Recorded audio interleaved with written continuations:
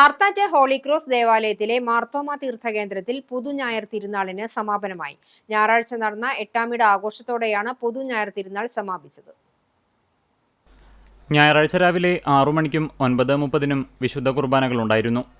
9:30 ആഘോഷമായ തിരുനാൾ എട്ടാമിട പാട്ടുകുർബാനയ്ക്ക് വികാരി ഫാദർ ഷിജോ മാപ്രാണത്തുകാരൻ കാർമ്മികത്വം വഹിച്ചു.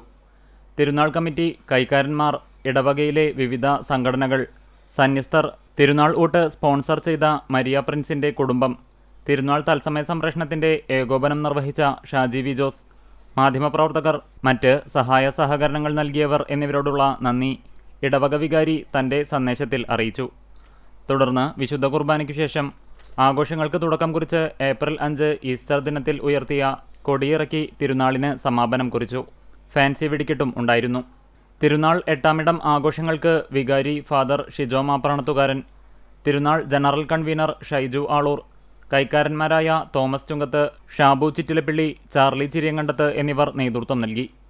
തിരുനാൾ ദിനത്തിൽ ആയിരക്കണക്കിന് വിശ്വാസികളാണ് തോമസ് സ്ലീഹായുടെ രക്തകുരിശുപാറയും വിശുദ്ധ കുരിശിന്റെ തിരുശേഷിപ്പും കണ്ട് വണങ്ങിയത്.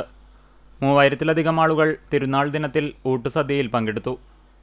നൂറുകണക്കിന് വിശ്വാസികൾ പങ്കെടുത്ത പ്രൗഢഗംഭീരമായ തിരുനാൾ പ്രദക്ഷിണത്തിൽ ഇടവകയിലെ കുടുംബ കൂട്ടായ്മകളെ പ്രതിനിധീകരിച്ച് സ്വർണ്ണക്കുരിശുകളും നൂറുകണക്കിന് പട്ടുകുടകളും ഫാൻസി കുടകളും അണിനിരത്തിയിരുന്നു.